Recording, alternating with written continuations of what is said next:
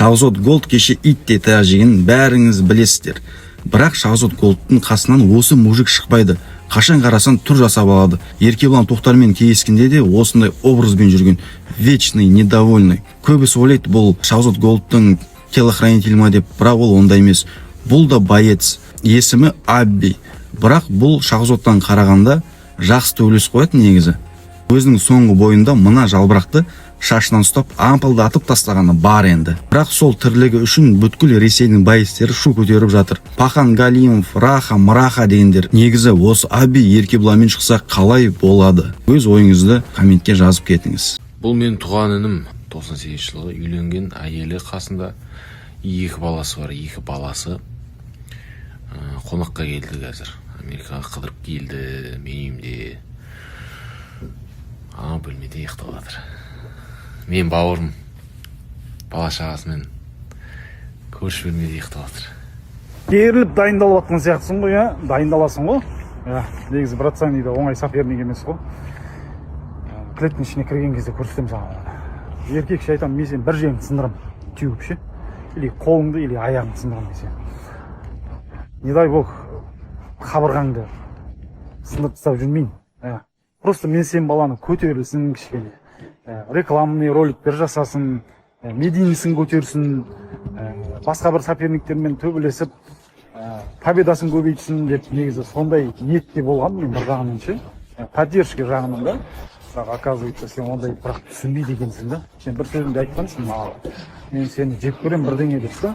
Осы сөзім үшін мен сені бір жерді сындырам. Еркекше ақанай. Мына аяғым бар ғой, 2 аяғым. Мен сені сынғанша тебем.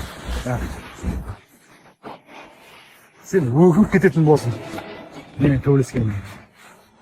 Шутка емес бұл.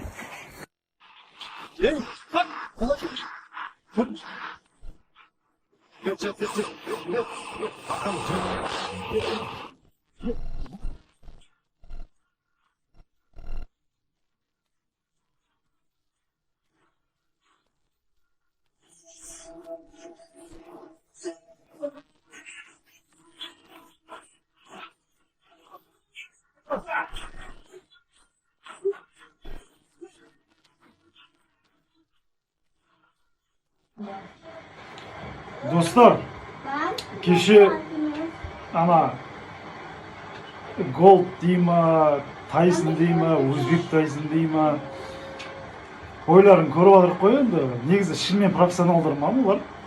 Мен күлкіден өлдім аналардың төбелестеріне қарап ше. Мен өзім медийный боецпін да. Бірақ мен аналар құсап төбелеспейді екен. Мен күлкім келді төбелестеріне қарап ше. Ассалаумағалейкум ағайындар, қалайсыңдар? Барлықтарың запростарыңды оқып жатырмын. Кешегі анау жүгермек сторис салғанға бола бәрі маған жазып жатыр. Бүйтпса, сөйтпса, айыртса, сындыртса, өте көп адам жек көреді екен, өте көп. Мен сендерге конкретно айта аламын ше, дым саспай жүре берсеңдерші, дым болады ғой. Бұйырса осы мартта ма, или может оған дейін ба, оның қаны төгіледі октагондаршы. Мен оны андайға ұрмайым ше, ұтушын, на очко. Конкретно мен оны или ұйықтатам деп ойлаймын, или бетін фарш қып тастаймын ғой 3 раунд бойынша ше. Короче, мен бір нәрсе дейді, оның логикасы бойынша, егерде ол салмақ жинап алса, короче, егерде ол 4-5 килограмм жинаса, значит ол пидес боец, значит UFC-ге шығуға болады. А по факту келгенде оның салмағы, блядь, вообще роль ойнамайды ғой. Мен 77-78 болсамда көтіні арияппын мен оның, конкретно айтқанда. Так что дайындал малшы. Мен өзімді какой-то бір пиздец боец санамайым ше. Мен бір пиздец боецтер сияқты дайындалмайым, я күніне 2 рет бір спортивный питание қабылдамайым ше. Бірақ мен баратын жерге барам, істейтін жерде істеймін. Пока что проф сияқты емеспін мен, пока профқа өзім санамайым ше. Бірақ именно осы Қазбекке денсаулығым жетеді. Бұндай Қазбектердің как минимум 3-үне денсаулығым жетеді. Бұл білмеймін, көтіне кім насос тық қойып жел беріп атыр, бірақ сен желді жақсы береді екенсің оған ше. Потому что ондайды көтін қысып жүреді, бір кезде көтіне біреу жел беріп жүреді, сторис жазып жүреді, көтіне біреу жел беріп жүреді, рухқа шыға салады, білмеймін ше. Вроде бы мен есімде, бірақ алдыңғы кезден ақ мен Даленмен төбелескен кезде сізге yapты да ол өтіп кетті қашып. Мен тастапна. Ал енді нақ шығам дейді да. Логика. Сосын бұл Гучтың бір кереметтей особенности бар да, бұл Далбанның ше. Кереметтей особенности не? Кезінде рух енді дамып атқан кезде, енді рухқа былай медиа адамдар жинап атты да, енді мен бәріне тілім тигізбеймін. Бірақ бірінші реалитиде өліктер көп болды. Вы сравните сол кездегі бірінші реалити и последний реалити. Қазір біздің реалитиде өңшен КМСниктер, мастер спорталар, өңшен мықты жігіттер жиналған да жан жақтан. А бірінші реалитиде кім? Ана Шелби ма, мынандай? Кім бар? Сәкен ба? Сәкен вообще төбелеске өмірі қатысы жоқ. Кім? Ана Нуржик па, наркоша, который, бля, под кайфом шығып төбелесетін. Ол Далбан ұлық легендадан, ана ұлық бар ғой, кто легенда, кто канистра, кто гангстер дейді. Содан ұтылып қалған ғой ол Далбан. Солардың барлығын бар ғой, солардың барлығын. Мен бір сағатта періп тастайын, бір күнде айтпай ақ қойыншы, бір сағатта сәне. Так что сен біле, абайлен, көкең дайындалып жүр. Қалайсыңдар? Көбісі бой қашан деп сұрап отыр. Бойды білмеймін бауырларым мен. Айтылды ғой, болды февральда деп. Стористе ғой барлық жаңалықтың барлығы, соңғы жаңалықтар. Бұл ешектің көтін айырам мен еркекше. Бұл қалай тренировка жасаса да бұған шансы жоқ.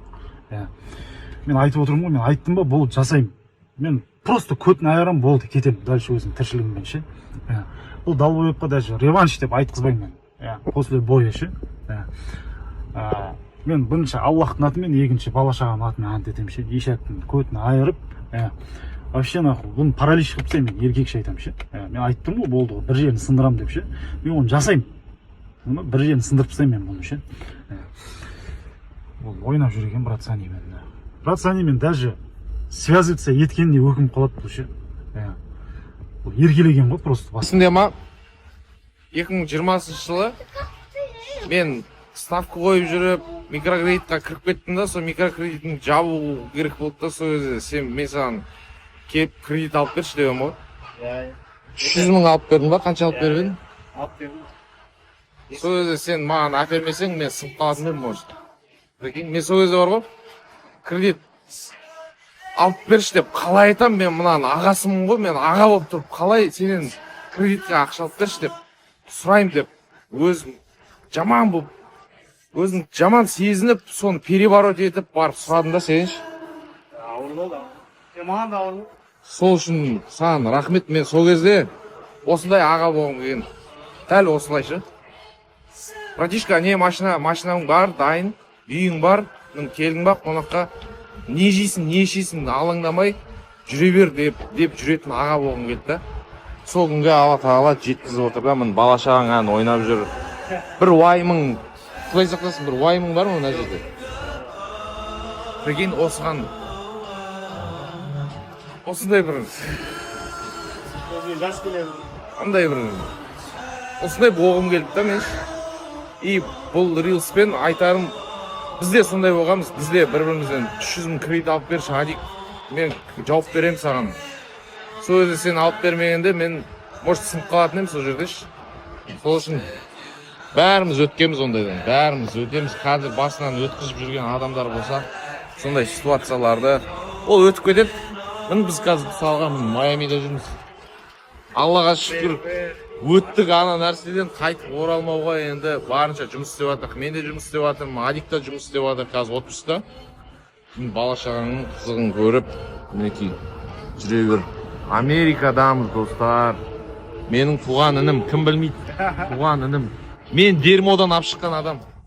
Көмектесіп.